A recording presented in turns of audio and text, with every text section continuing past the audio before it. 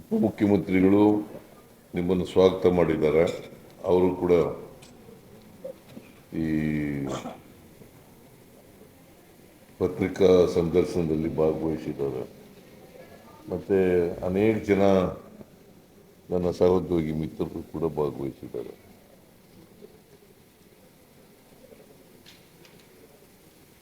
ಮೂವತ್ತು 31 ಈ ತಿಂಗಳು 2 ದಿನಗಳ ಕಾಲ ಜಿಲ್ಲಾಧಿಕಾರಿಗಳ, ಜಿಲ್ಲಾ ಪೊಲೀಸ್ ವರಿಷ್ಠಾಧಿಕಾರಿಗಳ, ಜಿಲ್ಲಾ ಪಂಚಾಯತ್ ಸಿಇಒಗಳು, ಮುಖ್ಯ ಕಾರ್ಯನಿರ್ವಾಹಕ ಅಧಿಕಾರಿಗಳು, ಜಿಲ್ಲಾ ಪಂಚಾಯತಿ, ಆಮೇಲೆ ಡಿಪಾರ್ಟ್ಮೆಂಟ್ ಎಲ್ಲ ಸರ್ಕಾರದ ಕಾರ್ಯದರ್ಶಿಗಳು, ಜೊತೆಗೆ ಡಿಸ್ಟ್ರಿಕ್ಟ್ ಇನ್ಚಾರ್ಜ್ ಕಾರ್ಯದರ್ಶಿಗಳು ಮತ್ತೆ ಮಂತ್ರಿಮಂಡಲದ ಸದಸ್ಯರು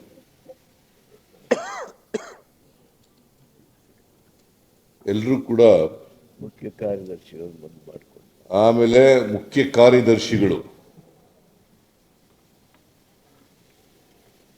ಕಾರ್ಯದರ್ಶಿಗಳು ಅವರೆಲ್ಲರೂ ಕೂಡ ಈ DC, CO, SP, ಸೆಕ್ರೆಟರೀಸ್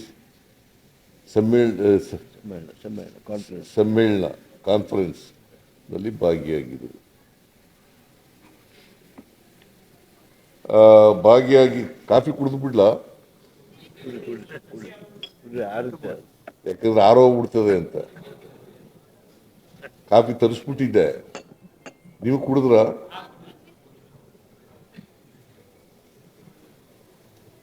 ಅಲ್ಲ, ಕೆಲವು ಲೈನ್ ಅಪ್ ಮಾಡ್ಕೊಬಿಟ್ಟಿರ್ತಾರ ಅಂತ ರಿಲೇ ಹಾಕೊಬಿಟ್ಟಿರ್ತಾರೆ ಕೆಲವರು.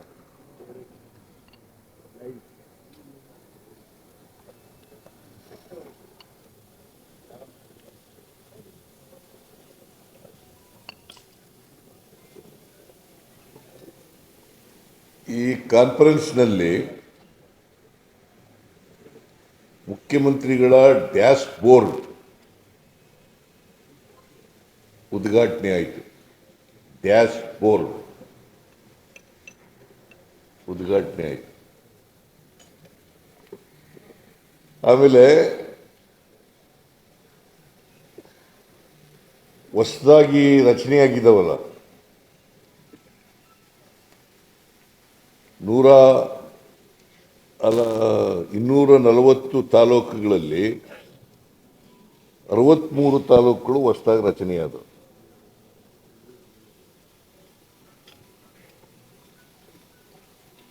ಅದು ಹಿಂದೆನೇ ರಚನೆಯಾಗಿದ್ದು. ನಾನು ಮುಖ್ಯಮಂತ್ರಿ ಆಗಿರುವಾಗಲೇ ರಚನೆಯಾಗಿದ್ದು.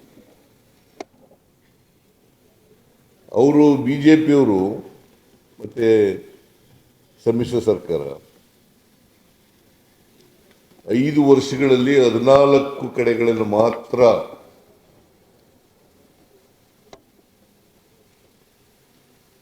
ತಾಲೂಕು ಕೇಂದ್ರಗಳಲ್ಲಿ, ಹೊಸ ತಾಲೂಕು ಕೇಂದ್ರಗಳಲ್ಲಿ ಮಿನಿ ವಿಧಾನಸೌಧಗಳನ್ನು ಮಾಡಲಿಕ್ಕೆ ಮಂಜೂರಾತಿಯನ್ನು ಕೊಟ್ಟು ಪ್ರಾರಂಭ ಮಾಡಿದರು.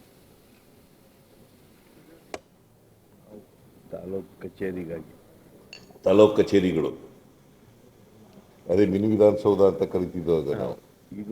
ಈಗ ಪ್ರಜಾಸೌಧ ಅಂತ ಕರೆದಿದ್ದೀವಿ. ಪ್ರಜಾಸೌಧ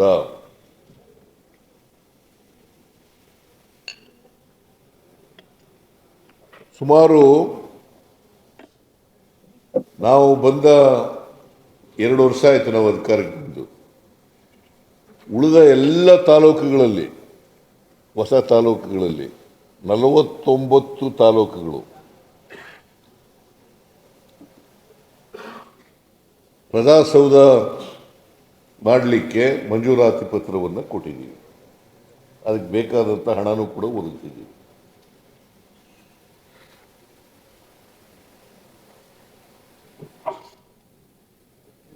ನಮ್ಮ ಸರ್ಕಾರ 2ನೇ ಬಾರಿ ಬಂದ ಮೇಲೆ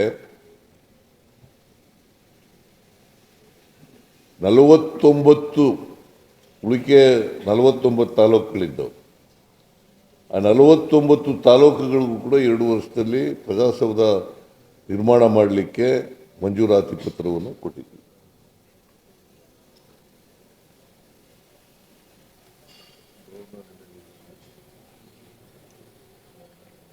ಸೊ ಇದು ಈ ಕಾನ್ಫರೆನ್ಸ್ನಲ್ಲಿ ಮೊದಲನಿಗೆ ಮಾಡದಂಥ ಕೆಲಸ. ಆಮೇಲೆ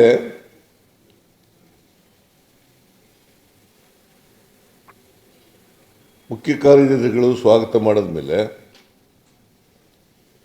ನಾನು ಪ್ರಾಸ್ತಾವಿಕವಾಗಿ ಕೆಲವು ವಿಚಾರಗಳನ್ನು ಮಾಡಿದೆ.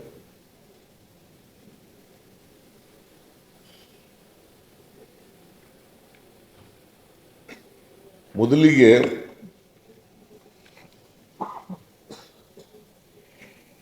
DC, SP, CO ಮತ್ತು ಜಿಲ್ಲಾ ಮಟ್ಟದ ಅಧಿಕಾರಿಗಳು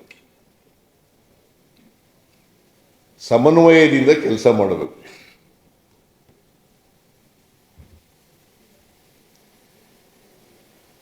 ಯಾರೂ ಕೂಡ ಈಗೋ ಇಟ್ಕೊಂಡು ಕೆಲಸ ಮಾಡಬಾರ್ದು.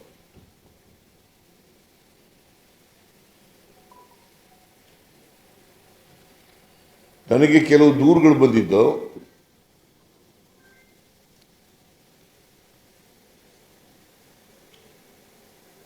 ಕೆಲವರು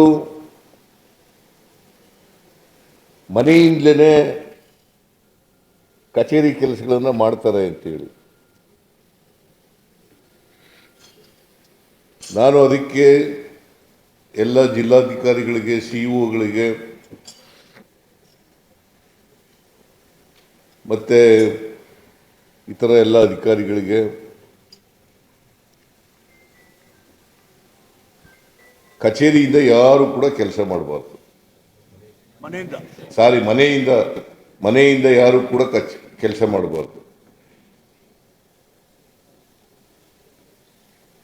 ಮನೆಯಿಂದ ಯಾರು ಕೂಡ ಕೆಲಸ ಮಾಡಬಾರ್ದು. ಕಚೇರಿಗೆ ಹೋಗಬೇಕು.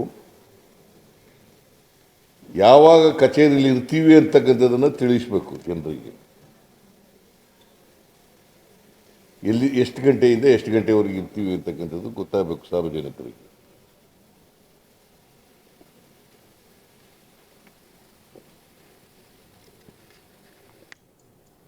ಆಮೇಲೆ ಜನಗಳ ಕೆಲಸ ಮಾಡುವಾಗ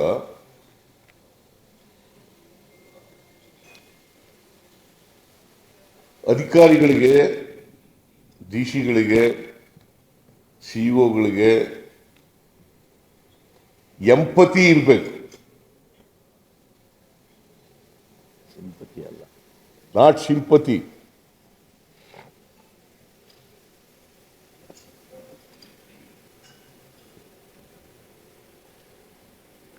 ನಿಮ್ಗೆಲ್ಲ ಇಂಗ್ಲಿಷ್ ಎಂಪತಿ ಅಂದ್ರೆ ಗೊತ್ತಾಗ್ತದಲ್ಲ. ಬೇರೆ ಜನರ ಭಾವನೆಗಳನ್ನು ಅರ್ಥ ಮಾಡ್ಕೊಳ್ತಕ್ಕಂಥ ಶಕ್ತಿ. ಸಹಾನುಭೂತಿನಲ್ಲ, ಭಾವನೆಗಳನ್ನು ಅರ್ಥ ಮಾಡ್ಕೊಳ್ತಕ್ಕಂಥ ಶಕ್ತಿ. ಕಾಳಜಿ, ಕಾಳಜಿ ಅಂತ ನೀವು ಹೇಳ್ಬೋದು ಬೇಕಾದ್ರೆ. ಕಳಕಳಿ ಅಂತ, ಕಳಕಳಿ, ಕಾಳಜಿ. ಈಗ ನಿಮ್ಮ ಭಾವನೆಗಳು ಗೊತ್ತಾದ್ರೆ ತಾನೇ ನನಗೆ ಸ್ಪಂದಿಸಕ್ಕೆ ಕೆಲಸ, ನಿಮ್ಮ ಸಮಸ್ಯೆಗಳಿಗೆ ಪರಿಹಾರ ಕೊಡ್ಲಿಕ್ಕೆ ಸಾಧ್ಯ ಆಗೋದು. ಅದು ಇರಬೇಕು ಅಂತ ಹೇಳಿದ್ದೀನಿ ನಾನು.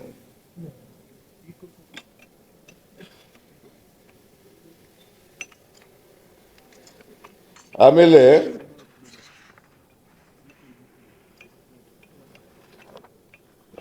ಯಾರೇ ಆಗಲಿ ಸಂವಿಧಾನಕ್ಕೆ ವಿರುದ್ಧವಾಗಿ, ಸಂವಿಧಾನದ ಆಶಯಗಳಿಗೆ, ಸಂವಿಧಾನದ ಧ್ಯೇಯೋದ್ದೇಶಗಳಿಗೆ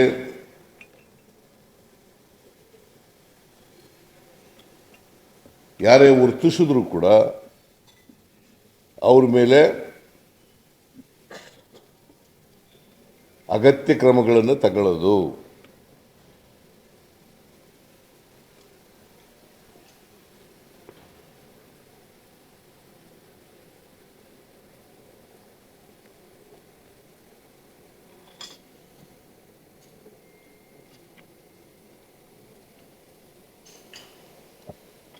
ನಾನು ಬಹಳ ಪ್ರಮುಖವಾಗಿ ಕೆಲವು ವಿಚಾರಗಳನ್ನು ಪ್ರಸ್ತಾಪ ಮಾಡಿದೆ. ಈಗ ಬಾಲ್ಯ ವಿವಾಹ ನಡೀತದೆ.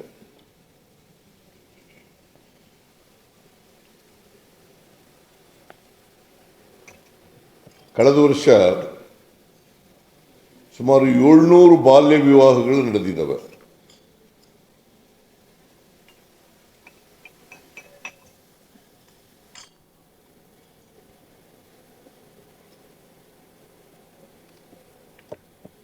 ಸಂಪೂರ್ಣವಾಗಿ ಬಾಲ್ಯ ವಿವಾಹಗಳನ್ನು ನಿಲ್ಲಿಸಬೇಕು. ಇದಕ್ಕೆ ಕಾನೂನು ಕೂಡ ಇದೆ.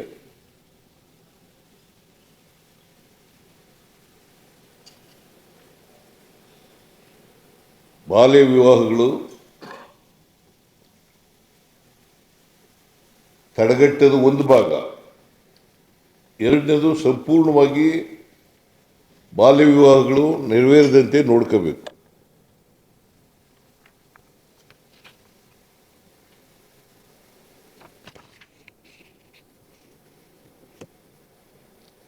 ಆಮೇಲೆ ಬಾಲ ಗರ್ಭಿಣಿಯರಾಗೋದನ್ನು ಕೂಡ ತಡೆಗಟ್ಟಬೇಕು.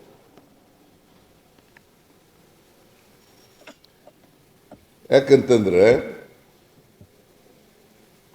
ವಿಲೇಜ್ ಅಕೌಂಟೆಂಟು, PDOಗಳು, ರೆವಿನ್ಯೂ ಇನ್ಸ್ಪೆಕ್ಟರ್ಗಳು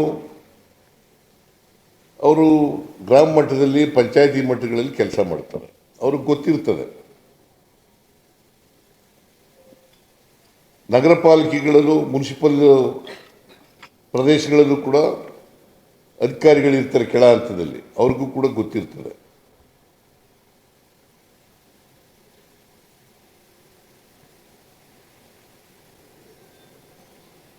ಅದನ್ನು ಸಂಪೂರ್ಣವಾಗಿ ನಗರ ಪ್ರದೇಶಗಳಿರಲಿ, ಗ್ರಾಮೀಣ ಪ್ರದೇಶಗಳಿರಲಿ,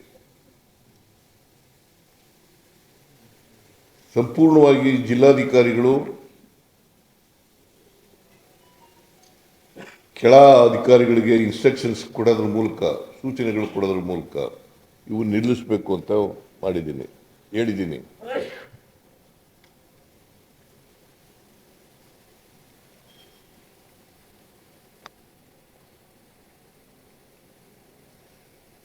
ಆಮೇಲೆ ಜಿಲ್ಲಾ ಕಾರ್ಯದರ್ಶಿಗಳಿದ್ದಾರಲ್ಲ, ಜಿಲ್ಲಾ ಉಸ್ತುವಾರಿ ಕಾರ್ಯದರ್ಶಿಗಳು, ಅವರು ಮತ್ತು ಜಿಲ್ಲಾಧಿಕಾರಿಗಳು, CEOಗಳು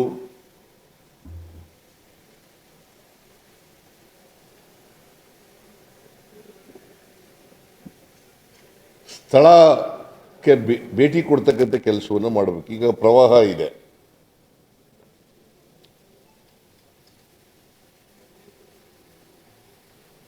ಮಳೆ ಜಾಸ್ತಿ ಇರ್ತದೆ, ಮಾನವ ಹಾನಿ ಆಗ್ತದೆ, ಜಾನುವಾರುಗಳ ಹಾನಿ ಆಗುತ್ತೆ, ಮನೆಗಳು ಬಿದ್ದೋಗ್ತವೆ. ಕೂಡಲೇ ಸ್ಥಳಕ್ಕೆ ಹೋಗ್ತಕ್ಕಂಥ ಕೆಲಸವನ್ನು ಮಾಡಬೇಕು.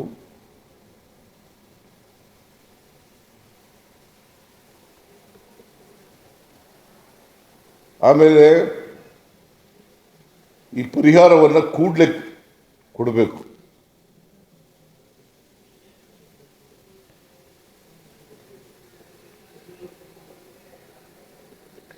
ಮತ್ತು ಜಿಲ್ಲಾ ಉಸ್ತುವಾರಿ ಕಾರ್ಯದರ್ಶಿಗಳು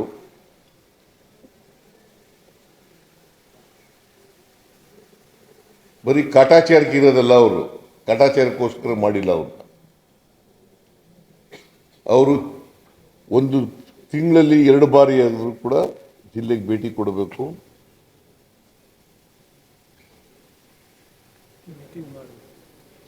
ಶಾಲೆಗಳಿಗೆ, ಆಸ್ಪತ್ರೆಗಳಿಗೆ, ಹಾಸ್ಟೆಲ್ಗಳಿಗೆ,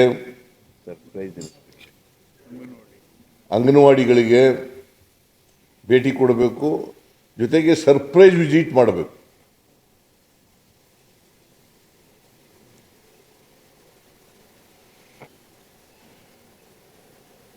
ಸರ್ಪ್ರೈಸ್ ವಿಸಿಟ್ಗಳನ್ನು ಮಾಡಬೇಕು.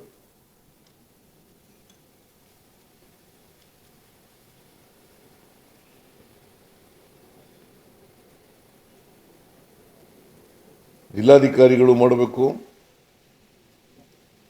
CEOಗಳು ಮಾಡಬೇಕು, SP ಗಳು ಕೂಡ ಮಾಡಬೇಕು.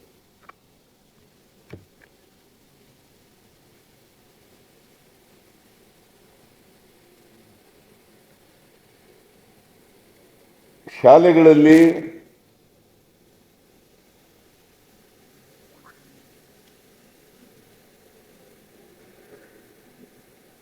ವಿಶೇಷವಾಗಿ ಸಿಇಒಗಳಿಗೆ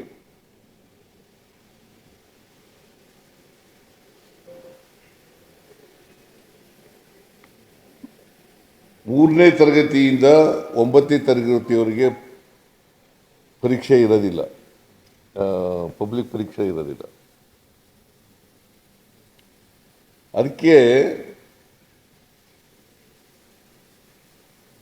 SSLCನಲ್ಲಿ PUCನಲ್ಲಿ ಅನುತ್ತೀರ್ಣ ಆಗೋರು ಅಂದರೆ ಫೇಲ್ ಆಗೋರು ಜಾಸ್ತಿ ಜನ ಇರ್ತಾರೆ. ಈಗ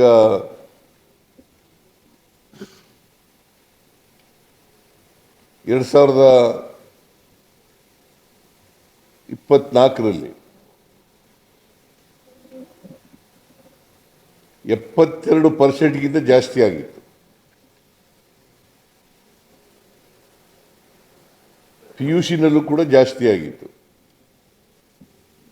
25ರಲ್ಲಿ ಕಡಿಮೆ ಆಗಿದೆ.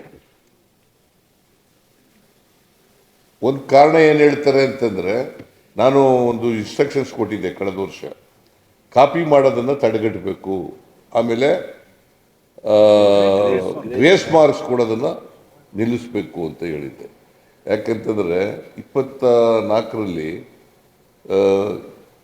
ಸುಮಾರು 15ರಿಂದ 20% ಗ್ರೇಸ್ ಮಾರ್ಕ್ಸ್ ಕೊಟ್ಬಿಟ್ಟಿದ್ರು.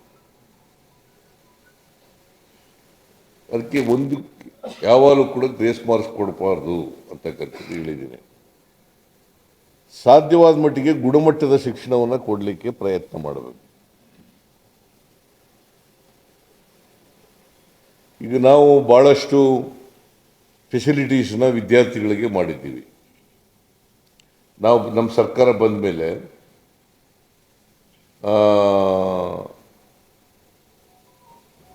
ಒಂದು ದಿನ ಮೊಟ್ಟೆ ಕೊಡ್ತಾ ಇತ್ತು ವಾರದಲ್ಲಿ, ಅದನ್ನು 2 ದಿನ ಮಾಡಿದ್ದೆ. ಈಗ ಅಜೀಮ್ಜಿ ಪ್ರೇಮ್ಜಿ ಅವರು ಅವರ ಫೌಂಡೇಶನ್ನಿಂದ ಉಳಿದ 4 ದಿನ ಮೊಟ್ಟೆ ಕೊಡ್ತೀವಿ ಅಂತ ಹೇಳಿದ್ದಾರೆ. ಸುಮಾರು 1,500 ಕೋಟಿ ರೂಪಾಯಿಗಳನ್ನು ಖರ್ಚು ಮಾಡ್ತಾ ಇದ್ದಾರೆ. ಸೊ 6 ದಿನ ಮೊಟ್ಟೆ ಕೊಡ್ತಾ ಇದ್ದೀವಿ. ಈಗ ಹಾಲು ಕೊಡ್ತಾ ಇದ್ದೀವಿ, ಸಮವಸ್ತ್ರ ಕೊಡ್ತಾ ಇದ್ದೀವಿ, ಟೆಕ್ಸ್ಟ್ ಬುಕ್ಗಳು ಕೊಡ್ತಾ ಇದ್ದೀವಿ, ಹಾಸ್ಟೆಲ್ ಫೆಸಿಲಿಟೀಸ್ಗಳು ಮಾಡಿಕೊಂಡಿದ್ದೀವಿ.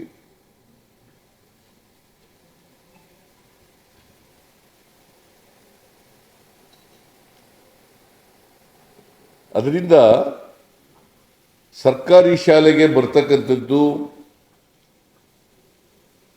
ಸಂಖ್ಯೆ ಕಡಿಮೆ ಆಗ್ತಾ ಇದೆ. ಸುಮಾರು 1ರಿಂದ 1.5 ಲಕ್ಷ ವಿದ್ಯಾರ್ಥಿಗಳು ಕಡಿಮೆ ಆಗ್ತಾ ಇದೆ. ಅದನ್ನು ತಡೆಗಟ್ಟತಕ್ಕಂಥ ಕೆಲಸವನ್ನು ಮಾಡಬೇಕು ಅಂತ ಹೇಳಿದೆ. ಅದಕ್ಕೆ 51,000 ಗೆಸ್ಟ್ ಟೀಚರ್ಗಳನ್ನ ಆಯ್ಕೆ ಮಾಡಿ, ಯಾಕಂತಂದರೆ ಈಗ ಮಂಗಳೂರು, ಉಡುಪಿ, ಬೆಂಗಳೂರು ನಗರ ಯಾವಾಗಲೂ ಕೂಡ ರಿಸಲ್ಟ್ನಲ್ಲಿ ಮುಂದೆ ಇರ್ತವೆ.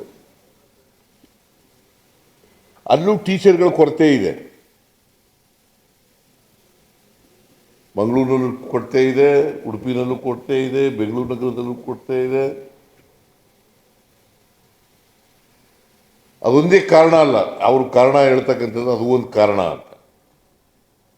ಅದೊಂದೇ ಕಾರಣ ಅಲ್ಲ, ಕೊರತೆ ಎಲ್ಲ ಜಿಲ್ಲೆಗಳಲ್ಲೂ ಇದೆ.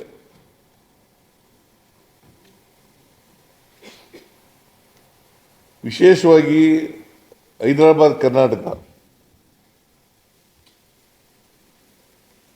ಅಲ್ಲಿ ಶಿಕ್ಷಣದಲ್ಲಿ SSLC, PUC ರಿಸಲ್ಟ್ಗಳು ಕಡಿಮೆ ಇದೆ. ಅದು ಇತ್ತೀಚೆಗೆ ನಾನು ಕಳೆದ ವರ್ಷ ಮತ್ತು ಈ ವರ್ಷ 5,000 ರೂಪಾಯಿ 5,000 ಕೋಟಿ ಕೊಡ್ತಾ ಇದ್ದೀನಿ. ಮತ್ತು ಹೆಚ್ಚಾಗಿ ಶಿಕ್ಷಣ, ಆರೋಗ್ಯ, ಅಪೌಷ್ಟಿಕತೆ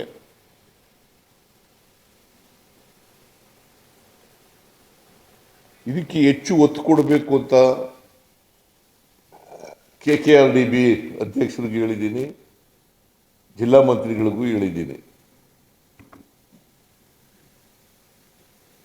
ಸೊ ಇವ್ರಿಗೆ DC ಗಳಿಗೂ ಕೂಡ ಹೇಳಿದ್ದೀನಿ, ನಿನ್ನೆ ಸೂಚನೆ ಕೊಟ್ಟಿದ್ದೀನಿ, CU ಗಳಿಗೂ ಹೇಳಿದ್ದೀನಿ, ಇದನ್ನು ಮಾಡಬೇಕು ಅಂತ. ಯಾವುದೇ ಕಾರಣಕ್ಕೆ ಹಿಂದೆ ಬೀಳಬಾರ್ದು ಈ ಜಿಲ್ಲೆಗಳಲ್ಲಿ, ಶಿಕ್ಷಣದಲ್ಲಿ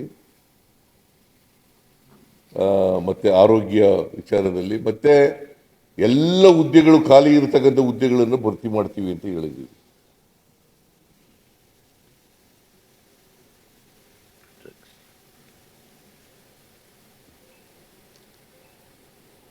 ಆಮೇಲೆ ನಾನು ಘೋಷಣೆ ಮಾಡಿದ್ದೀನಿ, ಕರ್ನಾಟಕವನ್ನು ಡ್ರಗ್ಸ್ ಫ್ರೀ ರಾಜ್ಯವನ್ನಾಗಿ ಮಾಡ್ತೀನಿ ಅಂತ ಹೇಳಿದ್ದೀನಿ.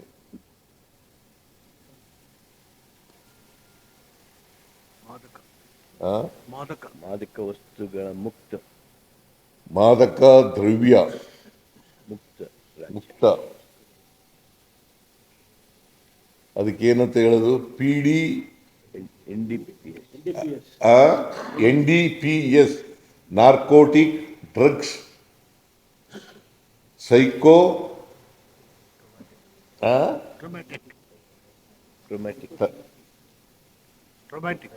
ಟೊಮೆಟಿಕ್ ಅಲ್ಲ,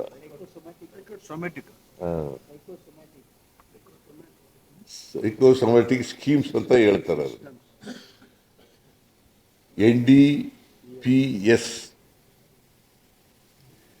NDPS. ಬೆಂಗಳೂರಿನಲ್ಲಿ, ಮಂಗಳೂರಿನಲ್ಲಿ narcotic drugs and psychotropic substances NDPS. I repeat, national ಅಲ್ಲ, narcotic drugs psychotropic substances. Narcotic means opium alkaloid extract. So ಇದನ್ನ ತಡೆಗಟ್ಟತಕ್ಕಂಥ ಕೆಲಸ ಆಗಬೇಕು ಅಂತ ಹೇಳಿದ್ದೀನಿ. ಬೆಂಗಳೂರಿನಲ್ಲಿ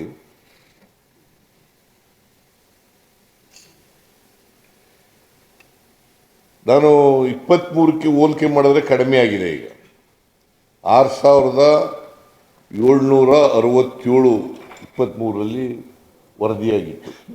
6767. ಈಗ 4000 ಚಿಲ್ಲರೆಗೆ ಬಂದಿದೆ. 24ಕ್ಕೆ 4188 4188ಕ್ಕೆ ಬಂದಿದೆ. ಆಮೇಲೆ ಹೇಳ್ತೀನಿ ಉತ್ತರ. ಪ್ರಶ್ನೆ ಕೇಳಪ್ಪ, ನೀನು ಮಧ್ಯದಲ್ಲೇ ಕೇಳ್ಬಿಟ್ರೆ.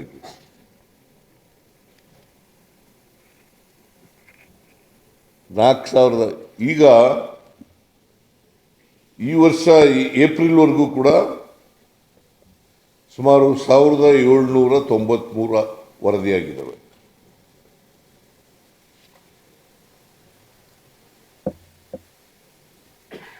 ಅದನ್ನು ಸಂಪೂರ್ಣವಾಗಿ ಮುಕ್ತಗೊಳಿಸ್ತಕ್ಕಂಥ ಕೆಲಸವನ್ನು ಮಾಡಬೇಕು. ಕರ್ನಾಟಕ ಡ್ರಗ್ಸ್ ಫ್ರೀ ಸ್ಟೇಟ್ ಆಗಬೇಕು. ನಾರ್ಕೋಟಿಕ್ ಡ್ರಗ್ಸ್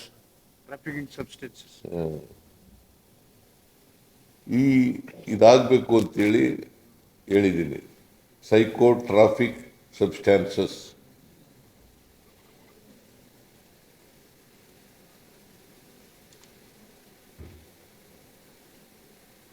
ಬೆಂಗಳೂರು ನಗರ, ಮಂಗಳೂರು, ಶಿವಮೊಗ್ಗ, ಈ ಕೆಲವು ಜಿಲ್ಲೆಗಳಲ್ಲಿ ಜಾಸ್ತಿ ಇದೆ.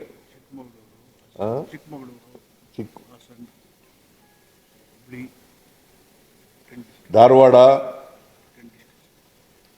ಈ ಜಿಲ್ಲೆಗಳಲ್ಲಿ ಜಾಸ್ತಿ, 10 ಜಿಲ್ಲೆಗಳಲ್ಲಿ ಜಾಸ್ತಿ ಇರ್ತಕ್ಕಂಥ ಜಿಲ್ಲೆಗಳಲ್ಲೆಲ್ಲ ಹೇಳಿದ್ದೀನಿ ನಾನು.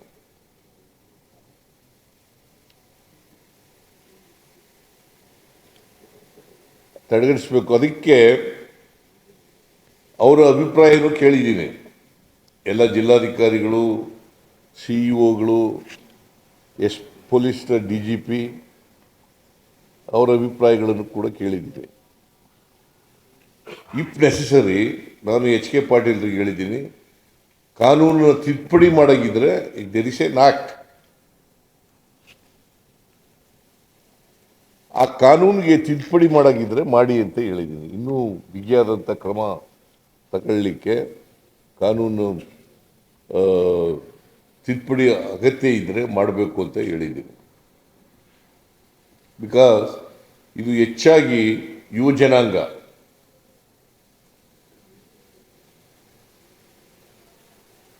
ಆಮೇಲೆ ನಮ್ಮ ಇವರು ಹೊಟ್ಟೋದ್ರ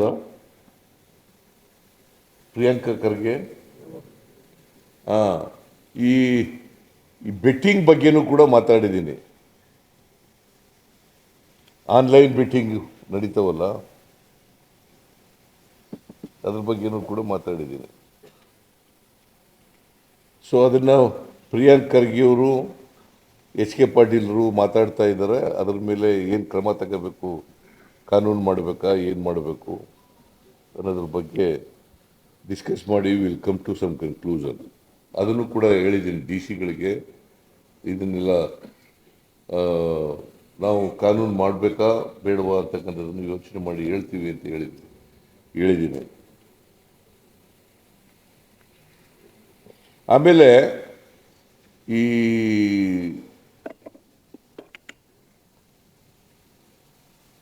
ಪೆಡ್ಲರ್ಸ್ ಇದಾರಲ್ಲ,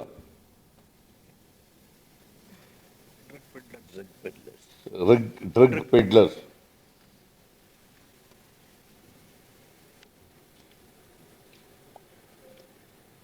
ಈಗ ಚಾಕ್ಲೇಟ್ ಮೂಲಕ ಮಾಡ್ತಾರೆ, ಡ್ರಗ್ಸ್ ಟ್ಯಾಬ್ಲೆಟ್ ಮೂಲಕ ಮಾಡ್ತಾರೆ. ಇಂಥವೆಲ್ಲ ಎಲ್ಲಿ ಕಿರಾಣಿ ಅಂಗಡಿಗಳು ಇರ್ತವೆ, ಮೆಡಿಕಲ್ ಶಾಪ್ಗಳಿರ್ತವೆ, ಆ ಲೈಸೆನ್ಸ್ಗಳನ್ನ ರದ್ದು ಮಾಡಬೇಕು ಅಂತ ಹೇಳಿದ್ವಿ. ಕನಿಷ್ಠ ಪಕ್ಷ ಟೈಮ್ ಬೌಂಡ್ ರದ್ದು ಮಾಡಬೇಕು ಅಂತ ಸಲಹೆ ಕೊಟ್ಟಿದ್ದೀನಿ ಅವರಿಗೆ.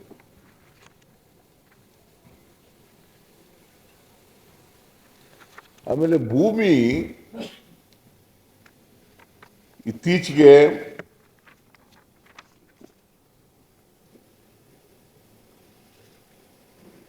ರಸಗೊಬ್ಬರ ಜಾಸ್ತಿ ಉಪಯೋಗಿಸೋದ್ರಿಂದ, ಸೊ ಕಳೆದ ವರ್ಷದಲ್ಲಿ ಮುಂಗಾರು ಮತ್ತು ಹಿಂಗಾರಿನಲ್ಲಿ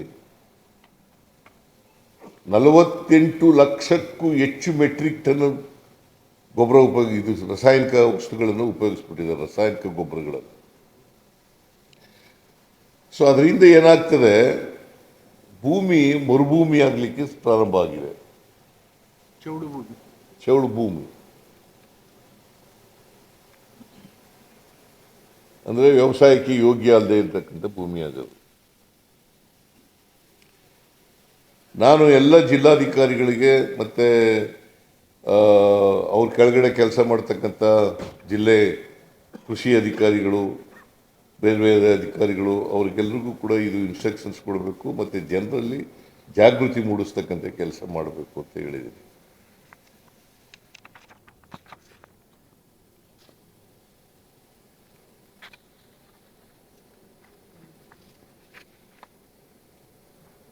ಆಮೇಲೆ ಬಗರುಕುಂ ಅರ್ಜಿಗಳು,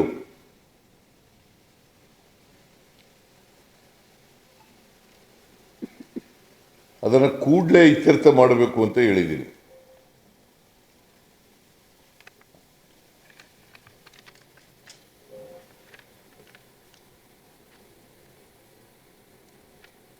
ಆಮೇಲೆ ರೈತರು ತಹಸೀಲ್ದಾರ್ ಕೋರ್ಟ್ ಮುಂದೆ, ಅಸಿಸ್ಟೆಂಟ್ ಕಮಿಷನರ್ ಮುಂದೆ, DC ಮುಂದೆ, ರೀಜನಲ್ ಕಮಿಷನರ್ಗಳ ಮುಂದೆ ಅದನ್ನು ತ್ವರಿತವಾಗಿ ವಿಲೇವಾರಿ ಮಾಡಬೇಕು.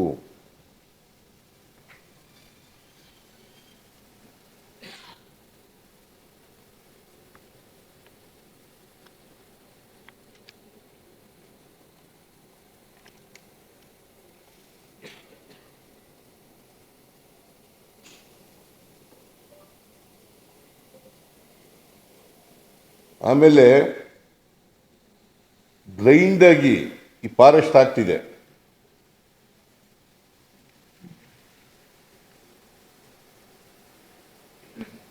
ನೀವು ಅರ್ಜಿಗಳನ್ನ ತಿರಸ್ಕಾರ ಮಾಡಕ್ ಹೋಗ್ಬೇಡಿ.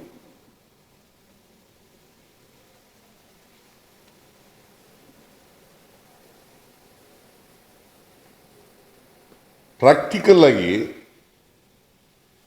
ಅವರು ಸ್ವಾಧೀನದಲ್ಲಿದ್ದರೆ ಭಾಳ ವರ್ಷಗಳಿಂದ ಪರಂಪರಾಗತವಾಗಿ ಮಾಡ್ಕೊ ಬಂದಿದ್ರೆ ಅಂಥ ಅರ್ಜಿಗಳನ್ನು ಮಾಡಕೂಡದು. ಅದನ್ನು ಸ್ಥಳ ಪರೀಕ್ಷೆ ಮಾಡಿ ಮಾಜರ್ ಮಾಡಿ ಅವ್ರಿಗೆ ಕೊಡಬೇಕು ಅಂತಕ್ಕಂಥದ್ದನ್ನು ಕೂಡ ಹೇಳಿದ್ದೀವಿ.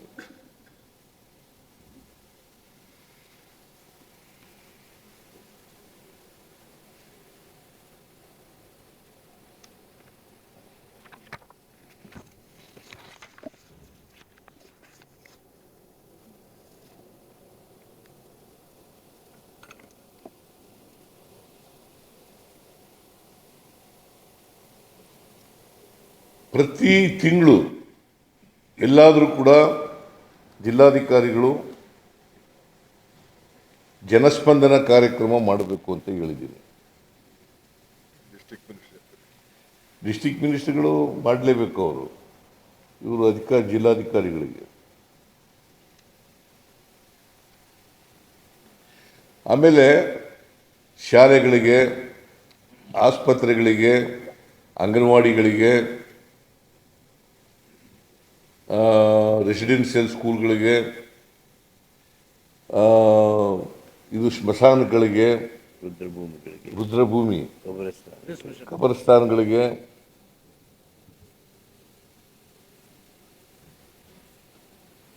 ಸರ್ಕಾರಿ ಜಮೀನನ್ನು ಕೂಡಲೇ ಅವರಿಗೆ ನಿವೇಶನಗಳನ್ನು ಕೊಡಬೇಕು ಅಂತ ಹೇಳಿದ್ದೀನಿ.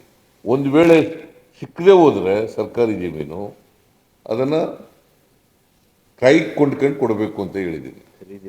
ಖರೀದಿ ಮಾಡಿ.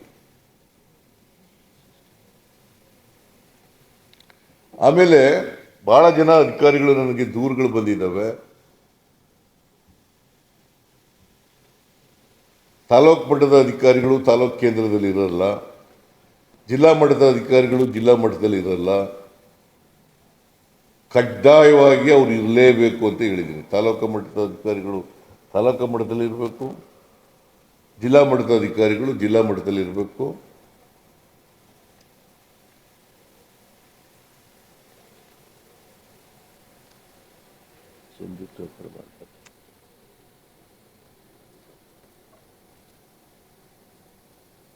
ಅದನ್ನ ಕಡ್ಡಾಯಗೊಳಿಸಬೇಕು ಅಂತ ಹೇಳಿದ್ದೀನಿ.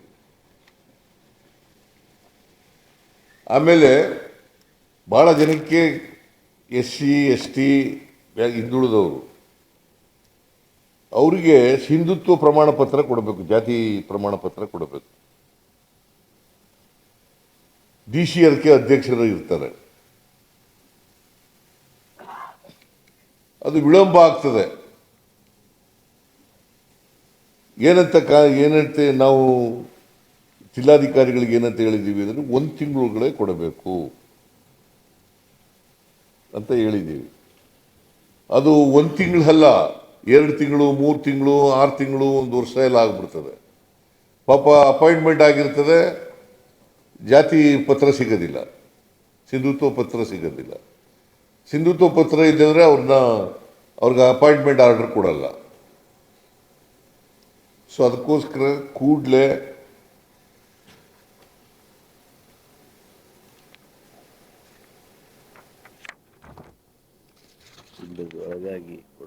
ಒಂದು ತಿಂಗಳಲ್ಲೇ ಕೊಡಬೇಕು.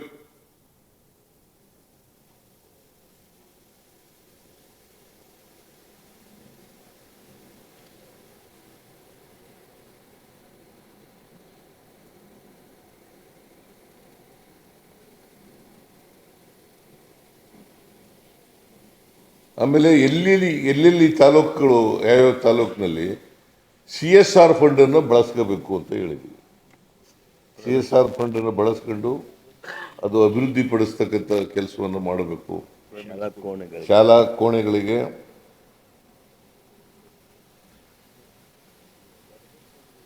ಹೆಚ್ಚಾಗಿ ಹೊಸ ಕಟ್ಟಡಗಳಿಗೆ ಉಪಯೋಗಿಸಬೇಕು. ಫಂಡನ್ನು ಅಂತಕ್ಕಂಥದ್ದನ್ನು ಹೇಳಿದ್ದೀನಿ. ಇನ್ನೇನು ಹೇಳೋದು? ಆಮೇಲೆ ಈಗ ಮೈಕ್ರೋ ಫೈನಾನ್ಸ್ ಬಗ್ಗೆ ಒಂದು ಕಾನೂನು ಮಾಡಿದ್ದೀವಿ.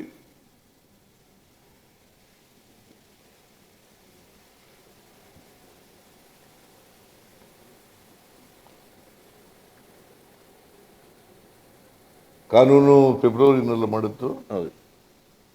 ಫೆಬ್ರವರಿನಲ್ಲಿ ಇದು ಆರ್ಡಿನೆನ್ಸ್ ಉಪಯೋಗಿಸಿತು. ಆರ್ಡಿನೆನ್ಸ್ ಇಶ್ಯೂ ಮಾಡಿದ್ದು, ಆಮೇಲೆ ಆಕ್ಟ್ ಮಾಡಿದವು. ಅದಕ್ಕೆ ಗವರ್ನರ್ ಇದು ಕೂಡ ಸಿಕ್ಕಿದೆ, ಅಸೆಂಟ್ ಕೂಡ ಸಿಕ್ಕಿದೆ. ಡಿ ಸಿಗಳಿಗೆ, ಎಸ್ ಪಿಗಳಿಗೆ ಅಲ್ಲ, ಡಿ ಜಿ ಪಿ ಇದ್ದಾರೆ, ಡಿ ಜಿ ಪಿ ಅವರು ಇದ್ರು. ಆಮೇಲೆ ಇವ್ರಿಗೆಲ್ಲ ಯಾರು ಕೂಡ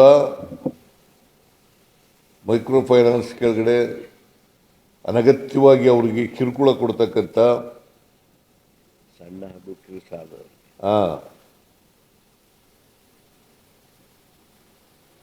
ಯಾರು ರಿಸರ್ವ್ ಬ್ಯಾಂಕ್ನಿಂದ ಮಾನ್ಯತೆ ತಗೊಂಡಿರಲ್ಲ ಅಂತವ್ರು ಯಾರು ಕೂಡ ತೊಂದರೆ ಕೊಟ್ಟರೆ ಅಂಥವ್ರ ಮೇಲೆ ಕಠಿಣವಾದಂಥ ಕ್ರಮ ತಗೋಬೇಕು ಅಂತ ಹೇಳಿದ್ದೀನಿ.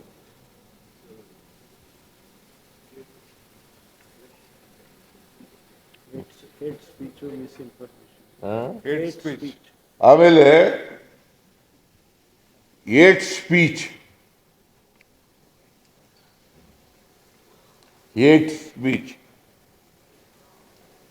ಯಾರೇ ಮಾಡಿದ್ರು ಕೂಡ ಅವ್ರ ಮೇಲೆ ನಿರ್ದಾಕ್ಷಿಣ್ಯವಾಗಿ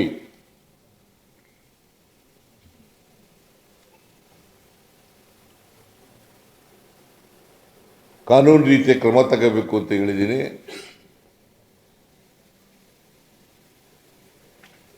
ಯಾರು ಎಷ್ಟೇ ಪ್ರಭಾವಿಗಳಿದ್ರೂ ಕೂಡ ಅವ್ರ ಮೇಲೆ ಕ್ರಿಮಿನಲ್ ಮೊಕದ್ದಮೆಗಳನ್ನು ಹಾಕಬೇಕು ಅಂತೇಳಿ ಹೇಳಿದ್ದೀನಿ.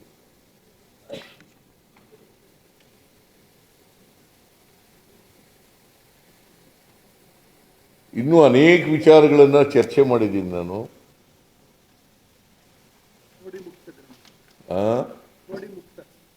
ಆಮೇಲೆ ಈ ಅಭಿಯಾನ ನಡೀತಾ ಇದೆ, ಪೋಡಿ ಮುಕ್ತ 1 ಮತ್ತು 2.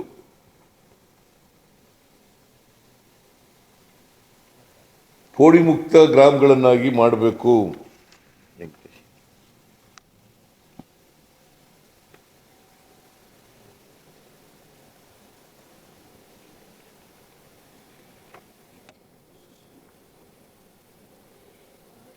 ಪೋಡಿ ಮುಕ್ತ ಗ್ರಾಮಗಳನ್ನು ಮಾಡಬೇಕು. ಮತ್ತೆ ಈಗಾಗಲೇ ನಾವು ಮೊನ್ನೆ ಹೊಸಪೇಟೆನಲ್ಲಿ 2 ವರ್ಷದ ಕಾರ್ಯಕ್ರಮ ಮಾಡಿದಾಗ ಈ ಲಂಬಾಣಿಗಳು ವಾಸ ಮಾಡ್ತಕ್ಕಂಥ ತಾಂಡಗಳು, ಹಟ್ಟಿಗಳು, ಮಜರೆಗಳು, ಮತ್ತು ಕ್ಯಾಂಪ್ಸು, ಕಾಲೋನಿಗಳು, ಇವೆಲ್ಲನೂ ಕೂಡ ರೆವಿನ್ಯೂ ಗ್ರಾಮಗಳನ್ನಾಗಿ ಮಾಡಬೇಕು ಅಂತ ಹೇಳಿ ಮಾಡಿ, ವಾಸಿಸುವನೇ ಭೂಮಿ ಒಡೆಯ ಮಾಡಬೇಕು ಅಂತ ನಾವು ಕಾನೂನು ಹಿಂದೆ ಮಾಡಿದ್ದು. ಕಾಗೋಡು ತಿಮ್ಮಪ್ಪನವರು ರೆವಿನ್ಯೂ ಮಂತ್ರಿಯಾಗಿದ್ದಾಗ ಕಾನೂನು ಮಾಡೋದು ನಾವು ಅದನ್ನು. ಸೊ ಅವ್ರಿಗೆ ಅನೇಕ ಸವಲತ್ತುಗಳು ಸಿಗ್ತಿಲ್ಲ ರೆವಿನ್ಯೂ ಗ್ರಾಮಗಳಾಗ್ದೇನೆ. ಸೊ ಅದಕ್ಕೆ ರೆವಿನ್ಯೂ ಗ್ರಾಮಗಳಾಗಿ ಮಾಡಬೇಕು. ಇನ್ನು 6 ತಿಂಗಳಲ್ಲಿ ಉಳಿದಿರ್ತಕ್ಕಂಥ ಎಲ್ಲ 1,11,111 ಕೊಟ್ಟಿದ್ದೀವಿ. ಮೊನ್ನೆ 1,11,111 ಹಕ್ಕುಪತ್ರಗಳನ್ನು ಕೊಟ್ಟಿದ್ದೀವಿ. ಇನ್ನು ಉಳಿದಿರ್ತಕ್ಕಂಥ ಎಲ್ಲ ಅಪ್ಲಿಕೇಶನ್ಗಳನ್ನು ಕೂಡ, ಇನ್ನುಳಿದಿರ್ತಕ್ಕಂಥ ಎಲ್ಲ ಗ್ರಾಮಗಳನ್ನು ಕೂಡ 6 ತಿಂಗಳೊಳಗಡೆ ಸಂಪೂರ್ಣ ಕಂದಾಯ ಗ್ರಾಮಗಳನ್ನಾಗಿ ಮಾಡಬೇಕು ಅಂತಕ್ಕಂಥ ಸೂಚನೆಯನ್ನು ಕೊಟ್ಟಿದ್ದೀವಿ.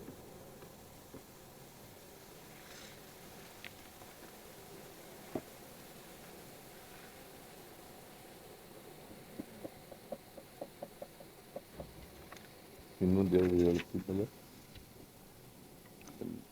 ಆಮೇಲೆ ವಿಶೇಷವಾಗಿ IMR, infant mortality rate. MMR, maternal mortality rate. ಅದು ನಮ್ದು 57 ಇದೆ, 57. ಎಷ್ಟಕ್ಕೆ ಅದು? per lac. lakh. 1,00,000ಕ್ಕೆ 57 ಜನ ಮಕ್ಕಳುಗಳು ಅಲ್ಲ ತಾಯಂದಿರು ಸಾಯ್ತಾರೆ. ಅದನ್ನ ಕೇರಳದಲ್ಲಿ 19 ಎಷ್ಟು ಇರೋದು? 19 ಇದೆ. ಆ ಮಟ್ಟಕ್ಕೆ ತರಬೇಕು ಅಂತ ಹೇಳಿದ್ದೀನಿ.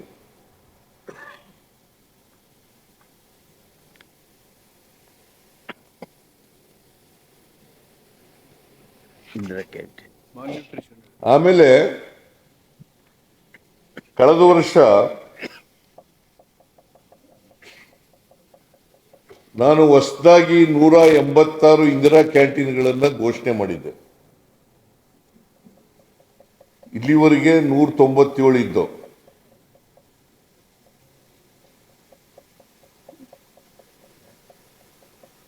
ಆ 197 ಜೊತೆಗೆ 186 ಇಂದಿರಾ ಕ್ಯಾಂಟೀನ್ಗಳನ್ನು ಘೋಷಣೆ ಮಾಡಿದ್ದೆ.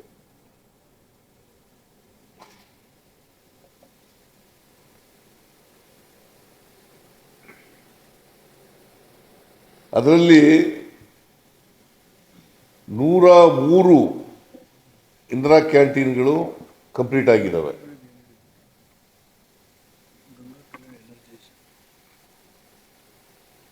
103 ಇಂದಿರಾ ಕ್ಯಾಂಟೀನ್ಗಳು ಕಂಪ್ಲೀಟ್ ಆಗಿದ್ದಾವೆ. ಆಹಾರ ವಿತರಣೆ ಮಾಡ್ತಾ ಇರೋದು 43ರಲ್ಲಿ.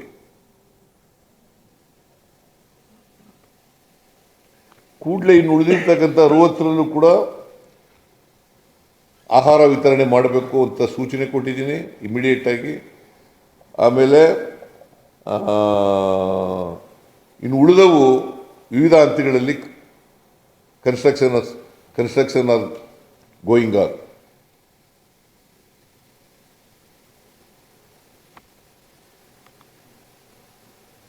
ಆಮೇಲೆ ಗಂಗಾ ಕಲ್ಯಾಣದಲ್ಲಿ ಕೊಳವೆ ಬಾವಿಗಳು ತೋರಿಸಿರ್ತಕ್ಕಂಥವಕ್ಕೆ ಕೂಡಲೇ ಎನರ್ಜೈಸ್ ಮಾಡಬೇಕು ಅಂತ ಹೇಳಿದ್ದೀನಿ.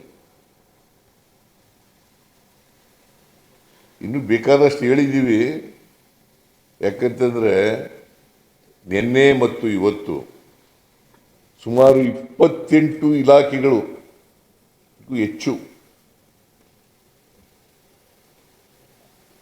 ರಿವ್ಯೂ ಮಾಡಿ ಅವ್ರ ಜೊತೆ ಚರ್ಚೆ ಮಾಡಿ ಸೂಚನೆಗಳನ್ನು ಕೊಟ್ಟಿದ್ದೀನಿ.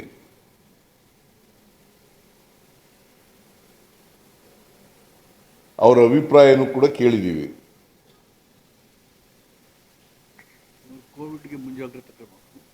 ಆಮೇಲೆ ಈ ಕೋವಿಡ್ ಇದೆಯಲ್ಲ,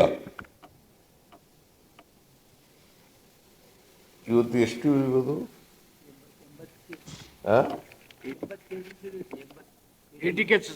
80. ಇದು ಅಷ್ಟೊಂದು ಅಪಾಯಕಾರಿ ಅಲ್ಲ. ಈ ಸಾರಿ ಕೋವಿಡ್ ಬಂದಿದೆಯಲ್ಲ, ಅದು ಅಪಾಯಕಾರಿ ಅಲ್ಲ. ಆದರೂ ಎಚ್ಚರಿಕೆಯಿಂದ ಇರಬೇಕು ಅಂತ ಹೇಳಿದ್ರು. ಎಲ್ಲ ಮುಂಜಾಗ್ರತಾ ಕ್ರಮ ಎಚ್ಚರಿಕೆಯಿಂದ ಇರಬೇಕು ಅಂತ ಹೇಳಿದ್ರು. ಸೊ ನಮ್ಮ ಸರ್ಕಾರದ ಈ ಯೋಜನೆಗಳಿದ್ದಾವಲ್ಲ, 5 ಗ್ಯಾರಂಟಿ ಯೋಜನೆಗಳು, ಇವು ಮಧ್ಯವರ್ತಿಗಳಿಲ್ಲ.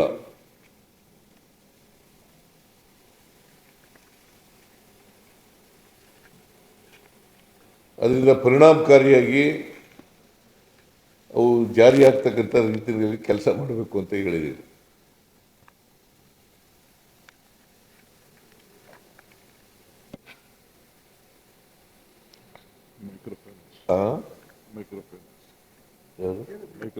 ಆಯ್ತಲ್ಲ ಆಮೇಲೆ ರಸ್ತೆ ಸುರಕ್ಷಾ ಪ್ರಾಧಿಕಾರದ ಅಧ್ಯಕ್ಷರು ಇರ್ತಾರೆ, ಜಿಲ್ಲಾಧಿಕಾರಿ. ಅದರಲ್ಲಿ ಟ್ರಾನ್ಸ್ಪೋರ್ಟ್ ಡಿಪಾರ್ಟ್ಮೆಂಟ್ ಇರ್ತದೆ, ಆಮೇಲೆ ಪೊಲೀಸ್ ಇರ್ತಾರೆ, PW ಇರ್ತದೆ, ರೆವಿನ್ಯೂ ಇರ್ತದೆ. ರೆವಿನ್ಯೂ DC ಇಲ್ಲ.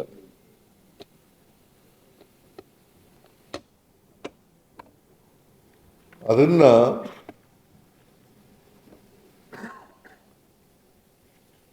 ಕಡಿಮೆ ಮಾಡಲಿಕ್ಕೆ ಏನೇನು ಕ್ರಮಗಳು ತಗೋಬೇಕು ಅದನ್ನೆಲ್ಲ ಮಾಡಬೇಕು ಅಂತ ಹೇಳಿದ್ದಾರೆ.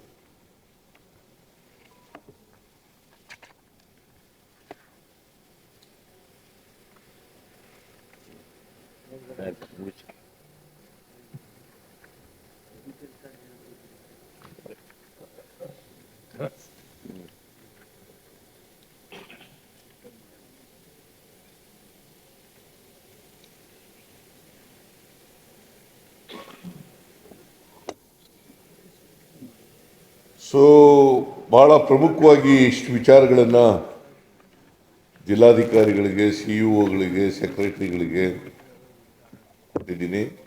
ನಮ್ಮ ಎಲ್ಲ ಸಚಿವರು ಕೂಡ ಅವರವ್ರ ಇಲಾಖೆ ಬಂದಾಗ ಅವರು ಕೂಡ ಮಧ್ಯಪ್ರವೇಶ ಮಾಡಿ ಏನು ಮಾಡಿದ್ದೀವಿ ಅಂತಕ್ಕಂಥ ವಿಚಾರಗಳನ್ನು ಹೇಳಿದ್ದಾರೆ. DC ಅವರಿಗೆ ಮಾರ್ಗದರ್ಶನ, ಆ DC ಗಳಿಗೆ ಮಾರ್ಗದರ್ಶನ, ಆಮೇಲೆ DC ಗಳಿಗೆ, CEO ಗಳಿಗೆ ಇವ್ರಿಗೆಲ್ಲ ಮಾರ್ಗದರ್ಶನ ಮಾಡ್ತಕ್ಕಂಥ ಕೆಲಸ ಮಾಡಿದ್ದಾರೆ.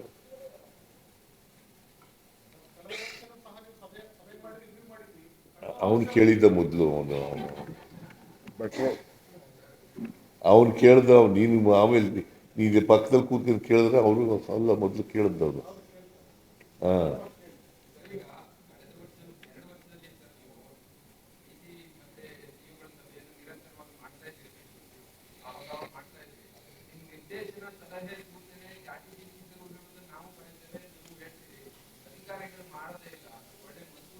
ಇಲ್ಲ ಭಾಳಷ್ಟು ಮಾಡಿದ್ದಾರೆ. ಮಾಡದಿರೋನ್ನ ಹೇಳಿದ್ದೀವಿ, ಮಾಡಿರೋಕ್ಕೂ ಕೂಡ ಪ್ರಶಂಸೆ ಮಾಡಿದ್ದೀವಿ, ಥ್ಯಾಂಕ್ಸ್ ಹೇಳಿದ್ದೀವಿ ಅವ್ರು. ಇಲ್ಲ ಹಾಗೆ ಆ ಥರ ಇಲ್ಲ, ಕೆಲವು ಮಾಡಿಲ್ಲ ನಿಜ, ಹಾಗಂತೇಳಿ ಎಲ್ಲನೂ ಮಾಡಿಲ್ಲ ಅಂತಲ್ಲ. ಬಟ್ ನಾವು ಯಾವುದು ಮಾಡಿದ್ದಾರೆ ಅದಕ್ಕೆಲ್ಲ ಬೆನ್ನು ತಟ್ಟಿದ್ದೀವಿ, ಯಾವುದು ಮಾಡಿಲ್ಲ ಅದನ್ನು ಅವ್ರಿಗೆ ತರಾಟೆಯಲ್ಲಿ ತಗೊಂಡಿದ್ದೀವಿ, ಹೇಳಿದ್ದೀವಿ ಮಾಡಬೇಕು ಅಂತ. ಮುಂದೆ ಮಾಡತಕ್ಕಂಥ ಕೆಲಸವನ್ನು ಕೂಡ ಮಾಡಿ. ಆಮೇಲೆ ನೋಡಿ ಇನ್ನೊಂದು, ನಾನು ಈ SLC PUCನಲ್ಲಿ ಕಡಿಮೆ ಫೇಲ್ ಆಗ್ತಾರಲ್ಲ, ಅನುತ್ತೀರ್ಣರಾಗ್ತಾರಲ್ಲ, ಜಾಸ್ತಿ ಆಗ್ತಾ ಇದೆ. ಅದಕ್ಕೆ DDPIಗಳಿಗೆ, BEOಗಳಿಗೆ ನೋಟಿಸ್ ಕೊಡಿ ಅಂತ ಹೇಳಿದ್ದೀನಿ. ನಾನೀಗ ಫಾರ್ ಎಕ್ಸಾಂಪಲ್ ಬಳ್ಳಾರಿನಲ್ಲಿ ಅಲ್ಲ, ವಿಜಯನಗರದಲ್ಲಿ ಒಂದು ಸಾರಿ ರಿವ್ಯೂ ಮಾಡಿದೆ, ಭಾಳ ಕಡಿಮೆ ಇತ್ತು ಅಲ್ಲಿ SLC ರಿಸಲ್ಟು. ಅವ್ರನ್ನ DDPI ಸಸ್ಪೆಂಡ್ ಮಾಡಿದೆ, ಇಂಪ್ರೂವ್ ಆಗ್ಬಿಡ್ತು. ಈಗ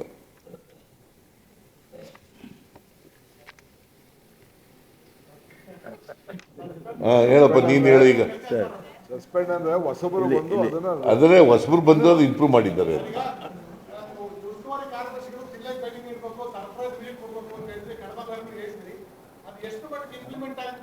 ಇಲ್ಲ, ಕೆಲವರು ಮಾಡ್ತಾ ಇದ್ದಾರೆ, ಇನ್ನೂ ಜಾಸ್ತಿ ಮಾಡಬೇಕು ಅಂತ ಹೇಳಿದ್ದೀನಿ ನಾನು.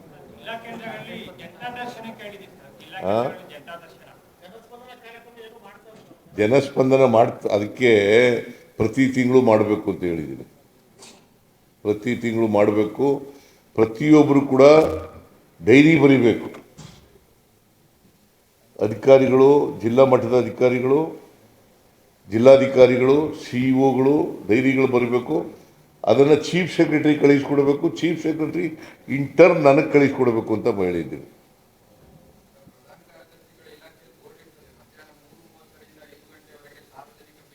ಅದಕ್ಕೆ ಹೇಳಿದ್ದೀನಪ್ಪ, ಎಲ್ಲ ಅಧಿಕಾರಿಗಳು ಹಂಗೆ ಮಾಡಲ್ಲ, ಕೆಲವರು ಇರ್ಬೋದು, ಬ್ಲ್ಯಾಕ್ ಶೀಪ್ಸ್ಗಳು ಇದ್ದೇ ಇರ್ತವೆ.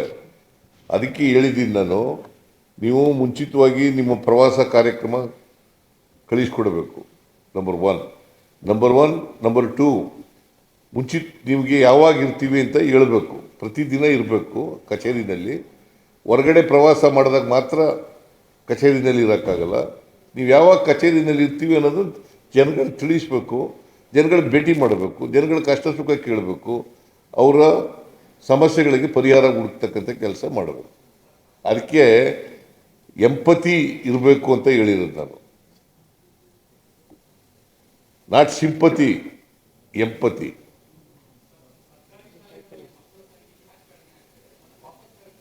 ನಾನು ಒಂದು ಕಾರಣ ಇಂಗ್ಲಿಷ್ ಶಾಲೆಗಳಲ್ಲಿ ಇಂಗ್ಲಿಷ್ ಓದೋಕ್ಕೆ ಹೋಗೋದು, ಇಂಗ್ಲಿಷ್ ಮಾಧ್ಯಮದಲ್ಲಿ ಓದಬೇಕು ಅನ್ನೋದು ಅದು ಒಂದು ಕಾರಣ. ಎರಡನೇ ಕಾರಣ ಸರ್ಕಾರಿ ಶಾಲೆಗಳಲ್ಲಿ ಖಾಸಗಿ ಶಾಲೆಗಳಲ್ಲಿ ಓದಿಸ್ತಕ್ಕಂಥದ್ದು ಜಾಸ್ತಿ ಆಗ್ತಾ ಇದೆ. ಸೊ ಹಾಗಾಗಿ ಈಗ ಖಾಸಗಿ ಶಾಲೆಗಳು ಕೂಡ ಏಡೆಡ್ ಸ್ಕೂಲ್ಗಳು, ಅನ್ಏಡೆಡ್ ಸ್ಕೂಲ್ಗಳು ಕೂಡ ಜಾಸ್ತಿ ಆಗ್ತಾ ಇದ್ದಾವೆ. ಸೊ ಹಾಗಾಗಿ ಜನ ಸರ್ಕಾರಿ ಶಾಲೆಗಳಿಂದ ಬಿಟ್ಟು ಹೋಗ್ತಕ್ಕಂಥದ್ದು ಒಂದು. ಎರಡನೇದು, ಕೆಲವು ಸೌಲಭ್ಯಗಳನ್ನು ಈಗ ಸರ್ಕಾರಿ ಶಾಲೆಗಳಲ್ಲಿ ಕೊಡಲಿಕ್ಕೆ ಪ್ರಾರಂಭ ಮಾಡಿದ್ವಿ. ಫಾರ್ ಎಕ್ಸಾಂಪಲ್, ಫ್ರೀ ಬುಕ್ಸ್ ಕೊಡ್ತೀವಿ, ಹಾಲು ಕೊಡ್ತೀವಿ, ಮೊಟ್ಟೆ ಕೊಡ್ತೀವಿ, ರಾಗಿ ಮಾಲ್ಟ್ ಕೊಡ್ತೀವಿ, ಆಮೇಲೆ ಶೂ ಕೊಡ್ತೀವಿ. ಇವೆಲ್ಲ ಕೊಡ್ತಾ ಇದ್ದೀವಲ್ಲ ಈಗ. ಅದೆಲ್ಲ ಇಂಪ್ರೂವ್ ಮಾಡಲಿಕ್ಕೋಸ್ಕರನೇ ಕೊಡ್ತಾ ಇರೋದು. ಈಗ ಕಡಿಮೆ ಆಗ್ತಾ ಇದೆ, ಕಳೆದ ವರ್ಷದಿಂದ ಕಡಿಮೆ ಆಗ್ತಾ ಇದೆ.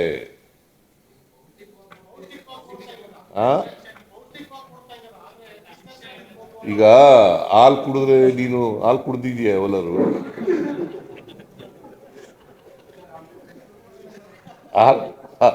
ಹಾಲು ಕೊಡೋದು, ಮೊಟ್ಟೆ ಕೊಡೋದು, ರಾಗಿ ಮಾಲ್ಟ್ ಕೊಡೋದು ಇವೆಲ್ಲ ಪೌಷ್ಟಿಕ ಅಲ್ವಾ? ಆ ಬಾಳೆಹಣ್ಣು ಕೊಡೋದು, ಚಿಕ್ಕಿ ಕೊಡೋದು ಪೌಷ್ಟಿಕ ಅಲ್ವಾ? ಕಡಿಮೆ ಆಗ್ತಾ ಇದೆ, ಇನ್ನೂ ಹೆಚ್ಚಾಗಬೇಕು ಅಂತಕ್ಕಂಥದ್ದು ಅಷ್ಟೇ. ಒಬ್ರು ಮಾತಾಡಿ. Quality education improve. ಈಗ ನೋಡಪ್ಪ, 2024ರಲ್ಲಿ 72% ರಿಸಲ್ಟ್ ಆಗಿತ್ತು. ಆಗ 20% ಗ್ರೇಸ್ ಮಾರ್ಕ್ಸ್ ಕೊಟ್ಟಿದ್ರು. ಈ ಸಾರಿ 63% ಆಗಿದೆ, ಅಂದರೆ 9% ಕಡಿಮೆ ಆಗಿದೆ. ಆದರೆ 20% ಗ್ರೇಸ್ ಮಾರ್ಕ್ಸ್ ಕೊಟ್ಟಿದ್ರಲ್ಲ, 20% ಅದು ಕಡೆ ಇದಿಲ್ಲ. ಅದು that means to say improve ಆಗಿದೆಯಾ ಅಲ್ವಾ? No mass copying. No mass copying.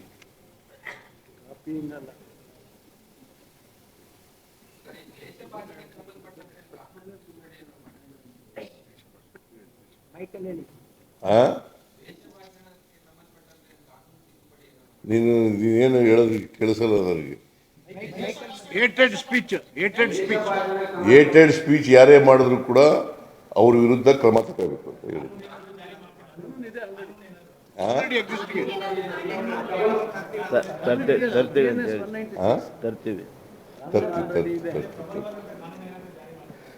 ತರ್ತೀವಿ. ಅದನ್ನು ಗಂಭೀರವಾಗಿ ಸರ್ಕಾರ ಯೋಚನೆ ಮಾಡ್ತಾ ಇದೆ. Thank you. ನಡ್ರಪ್ಪ, ಸಾಕು. ನಾ ಹೇಳ್ದದ್ನೆಲ್ಲ ಬರೀದಯ್ಯ, ಸಾಕು.